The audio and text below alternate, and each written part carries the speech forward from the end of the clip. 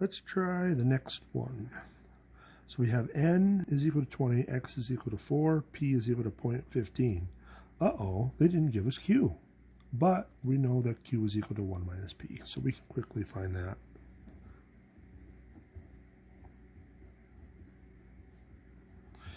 So 0.85 should be q. So now we have all four pieces, so we should be able to plug in all the numbers again into our formula. So now x is 4, so we have p of 4 should be equal to 20, our NCR, 4. So now we need p. P is the next piece. So we got 0.15. And remember, the exponent matches that second number for the first one. So that's going to be a 4. Now we got a 0.85. And now this time we need to get up to 20. So we've already used 4, so it's going to have to be 16. So that should be our equation. So I'm going to use the graphing one just because you can type it all in and see it. So if I type it all in here, so we got 20, need our NCR button, which is there, 4 times our p raised to the 4th times our q raised to the 16th, and that should do it. So let's see what we got. So 0.18212 blah blah blah blah blah. So let's see, 0.1821216 blah blah blah. So we'll round it to 3 places. So 0.182. Now again, percentages are another way that you can express probabilities, but you want to be careful. If it doesn't ask for it, don't do it. Just use the decimal form. So I mean, I know I've said before that that's really 26.4% and 18.2%, but just be careful. Don't use percentages unless they ask for it. Okay, so let's try another one. Now these ones are a little bit different because now we're looking at bulk cases. So the biggest mistake students make is that they don't understand what these terms mean. So you have to be really careful that you understand what the difference is between all of them. So now, at least, at most, more than, less than. So I'm going to use just as a blanket problem where we have 10 trials. That's the total. So n is equal to 10. So when we have at most 5, what does that actually refer to? At most 5 means you do not go above 5. Excuse me, you don't go more than 5. 5 is included though. At most 5 means you would start at 0 and then you'd have 1, 2, 3, 4, and 5. So it always includes the number. At least means you don't want to go below that number.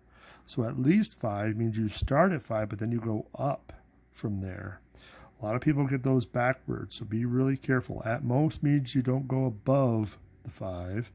At least means you don't go below the 5.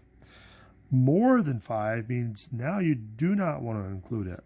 So you want everything above 5. So 6, 7, 8, 9, and 10. Less than 5, 0, 1, 2, 3, and 4. So again, everything below it, but not including it. So more than and less than do not include the number. At least and at most does include the number. Once you have an understanding of what the individual numbers look like for one of these cases, then all you're doing is adding each probability together. So if I had the probability of less than 5, I know that that's going to be 0 through 4, so I just add those individual probabilities. Now, obviously you can get into a lot of calculating here, but we're going to see some shortcuts. So in this case, we got n is equal to 9, we got x is equal to at most 1, p is equal to 0.24. So first things first, let's get our q.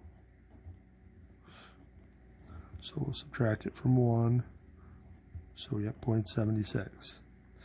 So now let's uncover or discover what at most 1 is equal to. So at most includes the number. So we want to include 1, but which side? We want to get up to 1, so that means it's going to have to be equal to 0 and 1. So now we know the individual cases that we need to answer the overall question. So if we want the probability of at most 1, that's equal to the probability of 0 and 1 together. So we just have to do those individually and then just add those results up. So let's do P of 0 first. So we got our N, which is 9, our NCR, 0, times our P, which is 0.24. We'll raise that to the 0 power. And then our Q, 0.76, which will have to be to the 9th power. So now if we plug all that in, so we got 9 NCR 0 times 0.24 to the 0 times 0.76 to the 9th. So we get a pretty long decimal.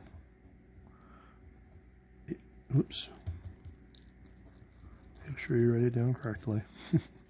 So 0.08459, which will round to 0.085. Okay, moves all 1 down. So P of 0 or 1 now should be 9 NCR 1 times 0.24 to the first and 0.76 to the 8th. So again, the two exponents always add up to n. So n is 9. So now let's plug all that in and see what we get. So 9 NCR1 times 0.24 to the first times 0.76 to the 8th and equals. So 0.24041, so 0.240. So now we can just plug those numbers in here.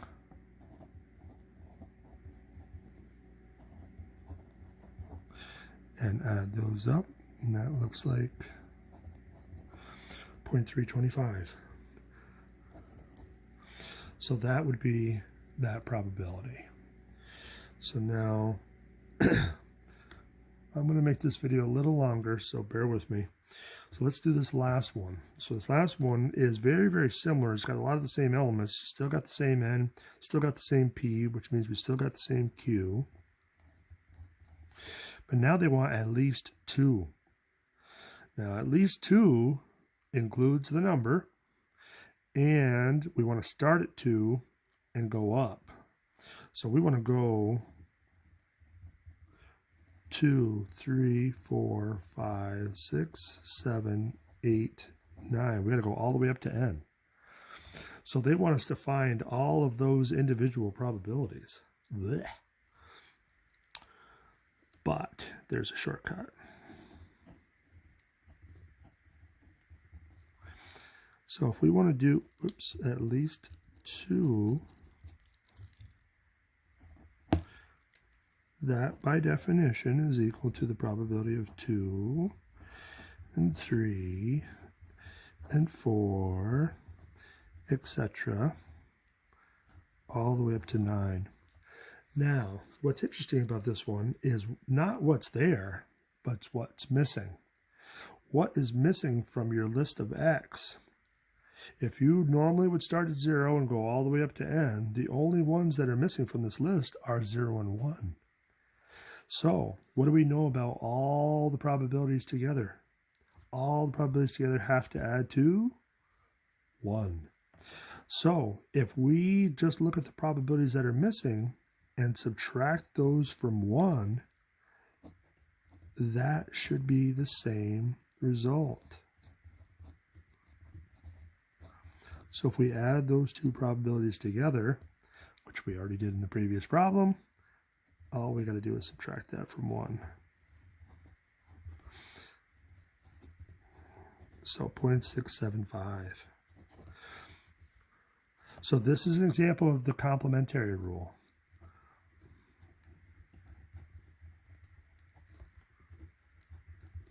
So that's the complement rule from chapter 4. So we're going to be using that at various times, specifically when we have a huge list of numbers and we want to just look at the other ones that aren't in the list and then find those probabilities and subtract them from 1. So we're going to see this again. So we'll stay tuned and we'll do some more in the next video.